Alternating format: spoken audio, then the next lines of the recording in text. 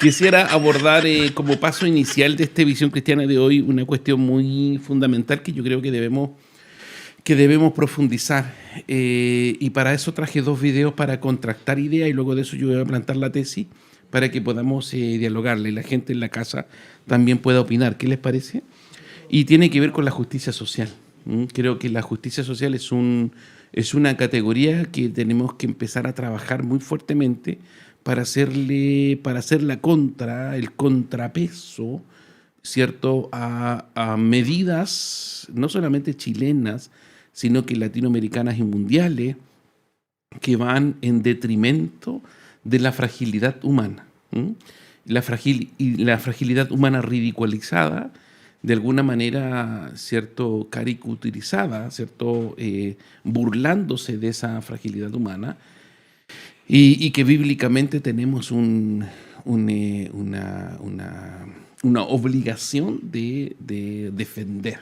Así que yo quisiera, frente a todo lo que estamos viviendo, invitarles a ver 2 videos a los amigos, hermanos de la iglesia igual, y que podamos escuchar a un hombre, ¿cierto?, cristiano, hombre de Dios, aunque me cuelguen, pero que ya no está en esta faz, pero que en una entrevista dijo algo muy interesante, y luego de eso veremos al gurú de nuestro presidente, ¿cierto?, para que podamos contrastar ideas. ¿Les parece? ¿Cuál es el gurú? Ustedes no han visto el video, así que vamos a ver el video. El avance de la ultraderecha en el mundo, y siempre. La ultraderecha se recompone. Es curioso. Se recompone siempre. Porque es centrípeta, no es centrífuga. No crea hacia afuera posibilidades de reforma. La derecha siempre es centrípeta, ¿no? ¿Y cuáles serían los antídotos? Porque lo estamos viendo cada vez más cerca, ¿no? La justicia social, no hay otro. O sea, si vos querés discutir con un político, si querés un pensador de ultraderecha, habla de justicia social, habla en horizontal. Los pobres. Los pobres. Ahí está. Ese es el Papa Francisco, ¿cierto? No traje uno de John MacArthur ni de David Ormachea, porque Billy Graham, claro, porque efectivamente ellos están hablando del cielo, están hablando de otro orden. Así que, pero Francisco ha dicho algo muy importante, ¿cierto? El avance de la ultraderecha es escandaloso, que no lo hemos mirado bien. Yo hoy día quisiera hacer una mención con respecto a eso. Y la recomendación de Francisco es fantástica, la justicia social. Traje otro video para que podamos contrastar lo que significan las posiciones frente a un mismo fenómeno. Hablando de la justicia social, porque esto es importante. Ese es uno de los virus que le han metido en la cabeza a la gente y que llena de envidia, de odio y de resentimiento a cada una de las personas. Y en el fondo, ¿de qué se trata la justicia social? En el fondo, la justicia social no es ni más ni menos que envidia con retórica. Es decir, es la envidia, disfrazada de algo bien pensante, pero no deja de ser un pecado capital. Como diría en algún momento Thomas Sowell también, ¿desde cuándo la envidia dejó de ser un pecado capital para convertirse en una virtud? No nos van a doblegar. Nosotros conocemos las Sagradas Escrituras. Mierda. Ese video de Milei es muy significativo porque no sé si ustedes se dieron cuenta que en el proscenio había una frase. Esa frase es del Portal del Cielo, se llama una iglesia argentina, que es una mega iglesia. Él está diciendo esa frase en una mega iglesia que tiene profundas contradicciones bíblicas, y terminado esa frase recibe una ovación impresionante. Ahí está. La iglesia Portal del Cielo. Termina ese discurso y recibe una ovación impresionante. O sea, a mí me llama la atención porque probablemente... Eso es un culto, me imagino, ¿no? Es un culto. Una iglesia evangélica donde la inauguración. Donde están adorando y alabando al Señor, que se supone lo que hacen los evangélicos en los cultos, ¿no? Y tienen al presidente Milei citándoles no el evangelio, no algún profeta, ni la Torá, ni mucho menos, ya que se cree judío el desquiciado. Pero es jodido, sí. Le está citando a un pensador del libertarismo, a Thomas Sowell, que es un economista estadounidense, que plantea las barbaridades que estamos viendo que hoy él está implementando en Argentina, precisamente, que son todo lo contrario a la justicia social, precisamente. que es que los pobres son pobres porque son flojos, no merecen ningún cuidado, ni mucho menos, y tiene que reinar la ley de la selva de la anarquía del capital, pues del libre mercado absoluto, donde el Estado no tiene que hacer nada como lo hicieron con los precios del petróleo en nuestro país, el nuevo gobierno. Así es. Me gustaría que la gente opinara. Voy a mandarle otro video al David. No lo había querido mandar antes, pero lo voy a mandar porque es muy significativo. Porque ese primero de Milei está en una iglesia, y este segundo, David, te lo acabo de enviar, ¿cierto? Cuando tú quieras lo pones. El segundo que acabo de enviar ahora está en una universidad en Israel. Están celebrando un año más, ¿cierto? Eso fue lo que celebraron la semana pasada el Estado de Israel. Y está en una universidad. Es la visita de ahora. En la visita de ahora. Está hablando en la universidad, está hablando a un grupo de personas. Y esto es para la gente canuta, cristiana, que cree que Israel es cristiano y se guía por la Torá y el pueblo de Dios. Para eso es este video, para que se den cuenta que se llaman Israel, pero de fondo ellos no tienen absolutamente nada de bíblico. Y frente a un proscenio universitario puede volver a... Salvo el parecido con la bestia del Apocalipsis, pues es lo único bíblico que tienen. Pueden manipular. Tiene el espíritu del Mesías este hombre, ¿eh? Eso es palabra, sí. Apenas lo tenga, lo pones, hijo, y yo voy a hacer la mención de hoy. La justicia social suele ser banalizada por ciertos discursos de ultraderecha, específicamente en el tiempo en el que estamos viviendo, que la reducen a consigna vacía, resentimiento retributivo o simple populismo. Sin embargo, la lectura histórica sería de la tradición bíblica, porque evidentemente nosotros somos cristianos, y ella muestra algo diametralmente distinto a la banalización que hace ese señor, y a la que hacen muchos, y a la cual vamos a estar expuestos en estos siguientes 4 años, evidentemente. La justicia social no nació como capricho ideológico, sino como una respuesta concreta al colapso comunitario producido por deuda, concentración de riqueza y abuso de poder. Si alguien cree que yo estoy hablando del neoliberalismo contemporáneo, no, estoy hablando del antiguo Israel, en el momento en que la monarquía se establece y aparecen ciertos fenómenos que los profetas denuncian. Escuchen, por favor, la sociedad del Israel antiguo era agraria y frágil. Una mala cosecha podía significar hambre, endeudamiento, pérdida de la tierra y servidumbre. El crédito necesario para sobrevivir podía transformarse en cadena permanente. Por eso las leyes del Éxodo, tanto de Levítico como de Deuteronomio, regulan préstamos, regulan salarios, deudas y restitución. No eran utopías abstractas, eran barreras contra la destrucción social que ellos estaban experimentando. La desformación social, Israel la vive, y sale la Torá, ¿cierto?, con todas sus leyes para frenar un fenómeno que estaba ocurriendo, que el hermano estaba esclavizando a su propio hermano. Qué cosa tan extraordinaria. La tierra no era un activo financiero, era libertad, sustento y futuro. Perderla era caer en dependencia estructural. Por eso el libro de Levíticos afirma que la tierra pertenece a Dios, y eso es fantástico. Por eso Dios establece esta justicia, porque dice: la tierra es de Dios, es mía, no es de ustedes. La propiedad existe, pero no es absoluta. Cuando la riqueza se vuelve sagrada, la comunidad se vuelve sacrificable. Es decir, el pobre se vuelve despreciable. Los profetas comprendieron esto con mucha lucidez. Isaías denuncia a quienes juntan casa con casa. Miqueas acusa a quienes arrebatan campos. Amós condena a quienes venden al pobre por deuda mínima.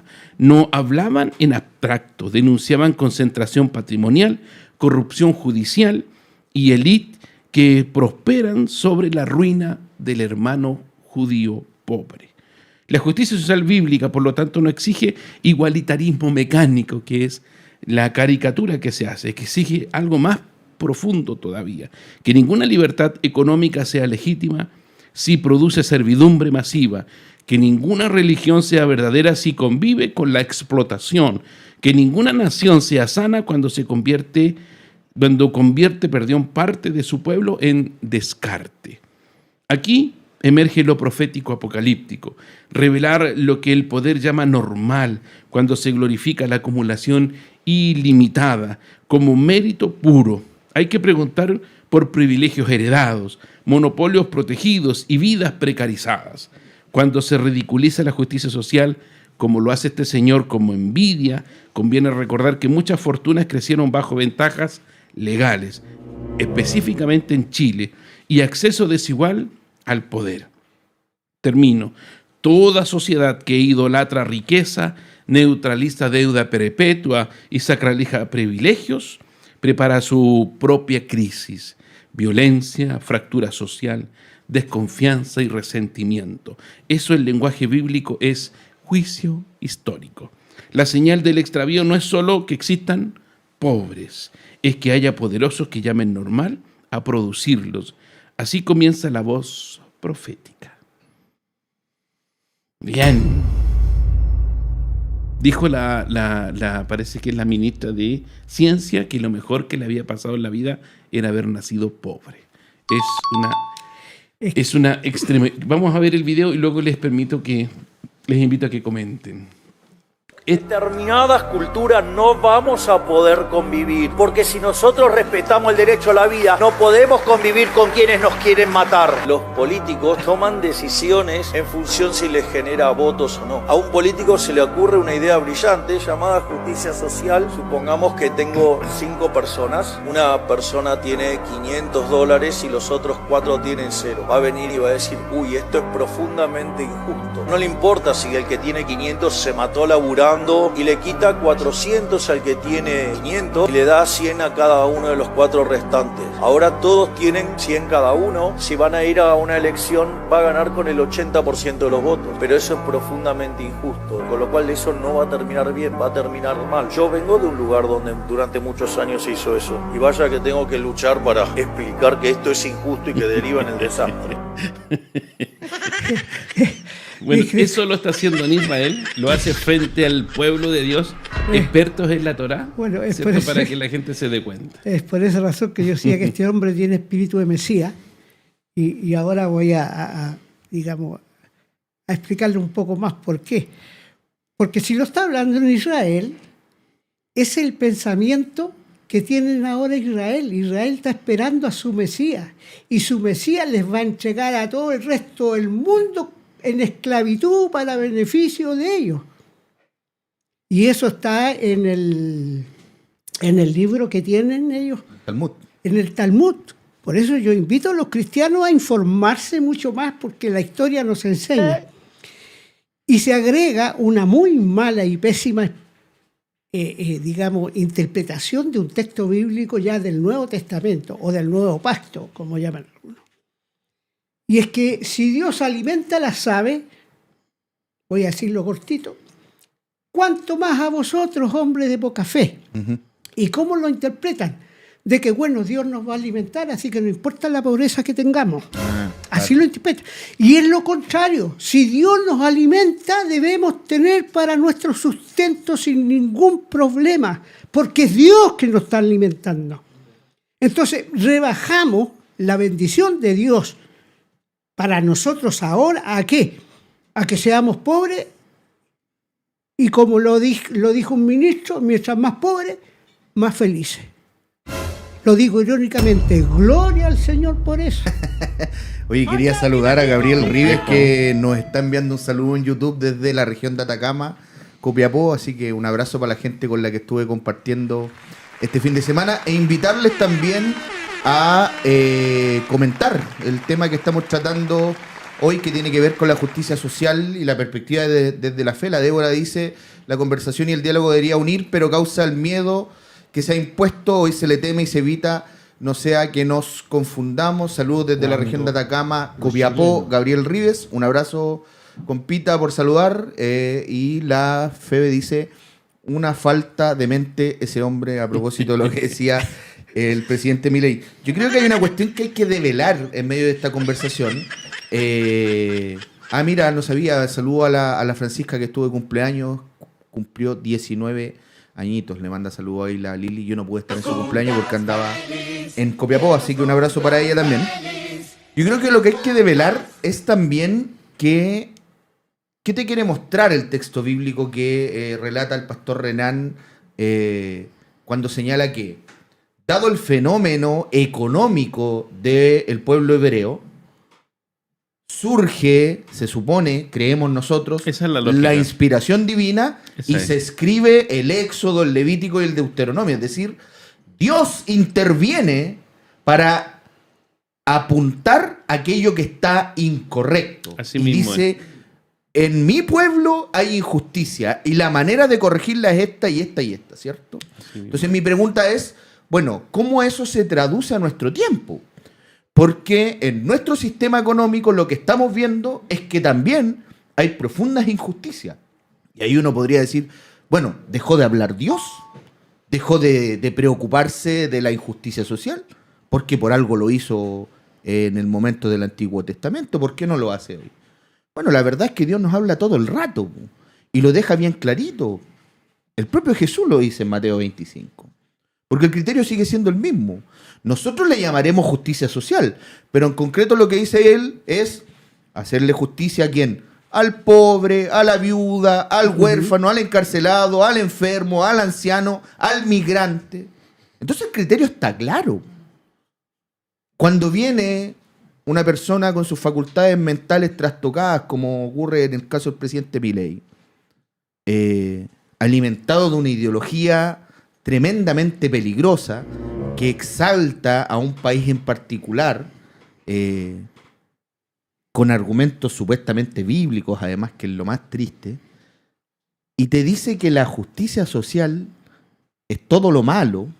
Hay otro video que yo le recuerdo donde él habla del Estado y dice que el Estado es el símil de las naciones del mundo que Satanás le ofrece a Jesús ahí en la tentación del desierto. ¿Se acuerdan de ese video que lo vimos en algún Sí, es el programa? Mesías completo. Entonces, esa idea retorcida de lo que él está planteando, uno tiene que ser capaz de discernirla a la luz del Evangelio. Porque cuando yo miro, lo que veo es todo lo contrario. Po.